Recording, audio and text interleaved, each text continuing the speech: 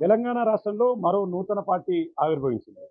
జాగృతి అధ్యక్షురాలు కవిత ఇప్పటికే ఆ పార్టీ పేరును ఖరారు చేసింది. టీఆర్ఎస్ పార్టీగా గూడా ఆమె చెప్తూ వచ్చింది. ప్రస్తుతం మనతో వనపర్తి ఎమ్మెల్యే మెగారెడ్డి ఉన్నారు.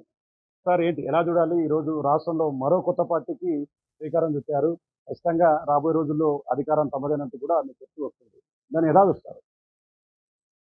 కవిత గారు పార్టీ పెట్టినారు ఇప్పుడే. ఈ రోజే పెట్టినట్టున్నారు. సో, ఆమె పార్టీ పేరు కూడా పాత తెలంగాణ రాష్ట్ర సమితి అన్నట్టు, తెలంగాణ రాష్ట్ర సేన అన్నట్లు టీఆర్ఎస్ తోటి పెట్టిందామె. సో, కవిత గారు చెప్తున్న ఈ మధ్య కాలంలో ఆమె స్పీచ్‌లు గాని, ఆమె మాట్లాడిన తీరు గాని, అవి చూస్తుండే గాని 14 ఏళ్ళు ఉద్యమం చేసినప్పుడు గాని, 10 ఏళ్ళు మా నాయన సీఎం ఉన్నప్పుడు గాని, మా అన్న మినిస్టర్ ఉన్నప్పుడు గాని, మా బావ మినిస్టర్ ఉన్నప్పుడు, ఇంకో అన్న రాజ్యసభ ఉన్నప్పుడు, నేను రాజ్యసభ ఉన్నప్పుడు, ఆమె ఎమ్మెల్సీ ఉన్నప్పుడు, ఆమె రాజ్యసభ ఉన్నప్పుడు మొత్తం పవర్ ఎంజాయ్ చేసి తెలంగాణ రాష్ట్రాన్ని, ధనిక రాష్ట్రాన్ని మొత్తం అప్పులపాలు చేసి, అప్పులపాలు చేసినాక తెలంగాణ రాష్ట్ర ప్రజలు మా అప్పుడున్న పిసిసి అధ్యక్షుడు మా రేవంత్ రెడ్డి గారి ఆధ్వర్యంలో మొత్తం కుటుంబ పాలన నడుస్తుంది. సో వాళ్ళని ఇంటికి పంపించి కాంగ్రెస్ పార్టీని కన్నతల్లి లాంటి కాంగ్రెస్ పార్టీని అధికారంలో తీసుకురావడం ప్రజల్ని కోరినప్పుడు తెలంగాణ రాష్ట్రంలో కాంగ్రెస్ పార్టీ అధికారంలోకి వచ్చింది. సో కాంగ్రెస్ పార్టీ అధికారం పోయిన తర్వాత కవితకి ఇవన్నీ ఉద్యమకాలను పట్టించుకోలే. దాంతోపాటు మిగతా వాళ్ళ తెలంగాణ రాష్ట్రంలో కొన్ని వర్గాలను విస్మరిస్తున్నారు. అది డెవలప్మెంట్ చేయలేదు, అది చేయలేదు, ఇది చేయలేదు అని ఇప్పుడు మాట్లాడుతుంది. అధికారంలో ఉన్నప్పుడు ఎందుకు మాట్లాడలేదు? Number one. నెంబర్ టూ, అక్కడ మనం పక్క రాష్ట్రమైన ఆంధ్రప్రదేశ్ చూస్తాం. జగన్ వదిలిన బాణం ఏం చేసిందో మనం చూస్తాం. ఆ బాణం ఎవరికి గుర్తుకున్నదో మనం చూస్తాం. ఆ బాణం తీసుకుపోయి వాళ్ళ అన్నకే గుర్తుకున్నారు, అన్న గుండెలో గుర్తుకున్నారు. సేమ్ ఈడ కూడా ఆ కవిత వదిలిన బాణం, కవిత పార్టీ చేసిన అవన్నీ తీసుకెళ్ళి వాళ్ళ అన్నకు, వాళ్ళ బావకు, వాళ్ళ నాయనకు గుర్తుకుంటాయి. కాంగ్రెస్ పార్టీకి ఏం కాదు. నేను కోరుకునేది ఏంటంటే టీఆర్ఎస్ పార్టీ మొత్తం కవిత పార్టీలో విలీనం చేసి కవిత పార్టీకి నా అండలో వాళ్ళు కోరుకోవాలని, వాళ్ళందరూ పనిచేయాలని నేను కోరుకుంటున్నా. అంటే పర్సనల్ ఒపీనియన్. అంటే ఆమె ఒకటే చెప్తుంది. సామాజిక న్యాయం, విద్య, వైద్యంతో పాటు 4,00,000 మందికి ఫ్రీ ఉద్యోగాలు ఇవన్నీ కూడా ఉచితంగా చేస్తానంటుంది. నిజంగా ఆమె చెప్పిన దాన్ని ఎలా చూస్తారు మీరు? ఆమె తెలంగాణ రాష్ట్రం ఉద్యమం స్టార్ట్ చేసినప్పుడు జాగృతి అని ఒక పేరు పెట్టి దా దాని పేరు మీద ఎన్ని లక్షల కోట్లు సంపాదిస్తున్నారు, వాళ్ళ కుటుంబాలు ఎన్ని సంపాదిస్తున్నారు, వాళ్ళ అమ్మ ఎన్ని సంపాదిస్తున్నారు, వాళ్ళ బావ ఎన్ని సంపాదిస్తున్నారు, వాళ్ళ నాయన పక్కన ఉండి టాబ్లెట్ ఇస్తాను ఎంత సంపాదిస్తున్నారు, వాళ్ళ నాయన ఎంత సంపాదిస్తున్నారు అని నేను చెప్పింది రేవంత్ రెడ్డి గారు చెప్పింది కాదు, మేము చెప్పింది కాదు, ఆమెనే చెప్పింది. సో అందులో ఆమె కూడా ఉంది.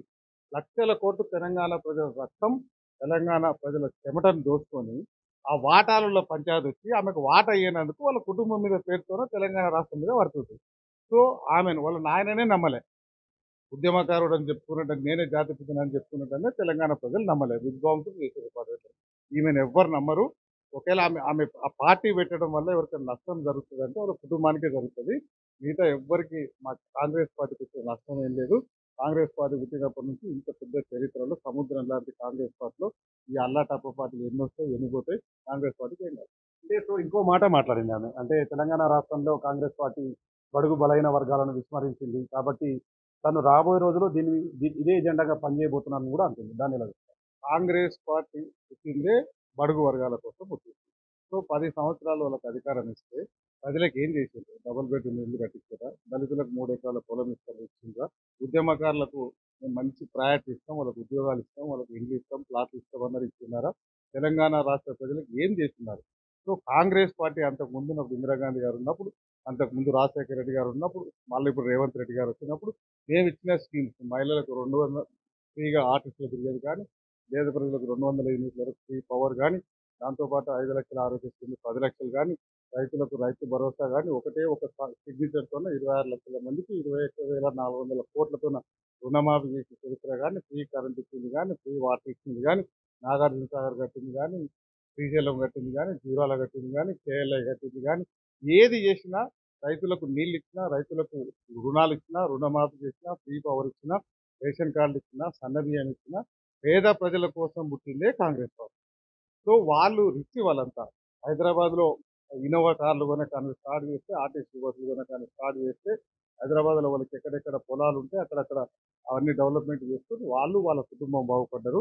ఒక దిక్కు తండ్రి చెప్పినా, వాళ్ళ బావ చెప్పినా, వాళ్ళ అన్న చెప్పినా, ఇప్పుడు ఆయన కూతురు చెప్పినా, ఏం పార్టీ పెట్టినా అది గాలిలో కొట్టుకొని పోతది. రాబోయే రోజుల్లో ఈ రోజు నుంచి ఇంకా 15 సంవత్సరాలు కాంగ్రెస్ పార్టీ అధికారంలోకి వస్తది. సార్ అంటే ఇంకో మాట కూడా మనం చూసుకోవచ్చు. అంటే గతంలో టీఆర్ఎస్ జాతిపితగా చెప్తున్నటువంటి కేసీఆర్‌ని ఈరోజు కవిత పూర్తి స్థాయిలో అంటే కొత్త నీరుకు అవకాశం ఇవ్వకుండా సీనియర్ల పేరుతో చేస్తున్నారంటూ కొంత ఆరోపణలు కూడా చేస్తుంది. నిజంగా వాటి మీద చెప్పాల్సి వస్తే ఏం చెప్తారు?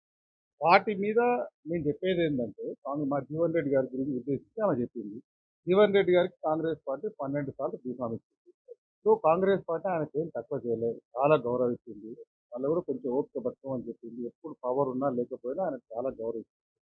సో ఆయన తొందరపడి 75 సంవత్సరాల ఏజ్‌లో పోయి ఆ బీఆర్ఎస్ పార్టీ అసలు తెలంగాణ రాష్ట్రంలో ఉత్తర తెలంగాణలో కేసీఆర్‌ని జీవన్ రెడ్డి గారు తిట్టినట్టు ఎవరు తిట్టలేదు.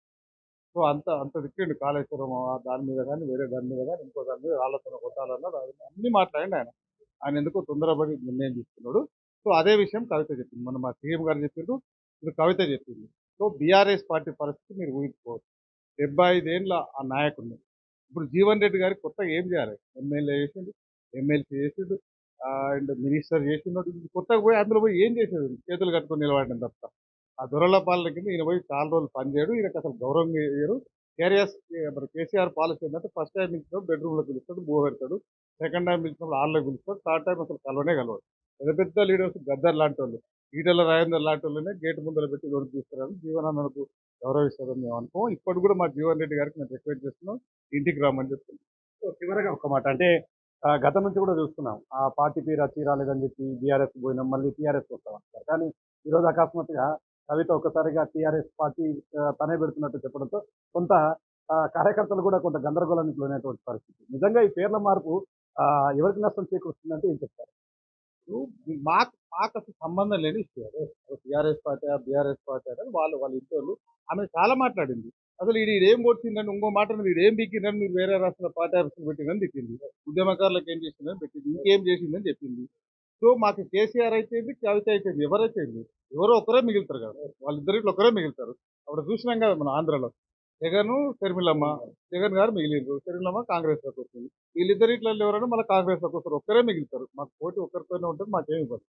సో మొత్తంగా చూస్తున్నాం కవిత కొత్త పార్టీతో తమకు వచ్చినటువంటి నష్టం ఏమాత్రం లేదని, ఖచ్చితంగా గతంలో చేసినటువంటి అవినీతి అక్రమాల వల్లే ఆ పార్టీ పూర్తి స్థాయిలో పాతాళానికి పడిపోయింది. కొత్తగా పార్టీ పెట్టినటువంటి బీఆర్ఎస్ అధ్యక్షురాలుగా ఉన్నటువంటి టీఆర్ఎస్ అధ్యక్షురాలుగా ఉన్నటువంటి కవిత వల్ల తమకు ఎలాంటి నష్టం లేదని, ఏదైనా ఇబ్బంది ఉంటే బీఆర్ఎస్‌కే ఆ పూర్తి స్థాయి నష్టం వస్తుందని, ఇది ఎవరు వదిలిన బాలమో అందరికీ తెలుసంటూ కూడా వనపర్తి ఎమ్మెల్యేగా ఉన్నటువంటి మెగారెడ్డి చెప్తున్నటువంటి సిట్యుయేషన్ ఇక్కడ కనపడుతుంది. ఇది ఇక్కడ update. Camera person Nageshwar Shankar, Big TV, Wanaparthy నుండి.